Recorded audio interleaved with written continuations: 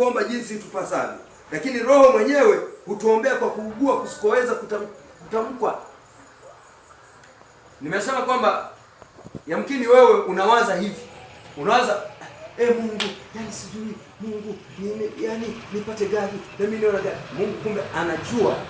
Mungu anajua kwamba wewe kwa wakati huo chakula hautapata, hauna. Kwa hiyo Roho Mtakatifu ni kazi yake, anakuombea. Sasa unashangaa milango inafunguka ya chakula. Bwana Yesu asifiwe. Wakati unaumwa, nimetolea mfano kama wewe mtoto wako aliyemzaa, wakati unaumwa huwezi ukawa na wasaa wa kuomba vizuri. Bwana Yesu asifiwe. Hauwezi ukawa na wasaa wa kuomba vizuri.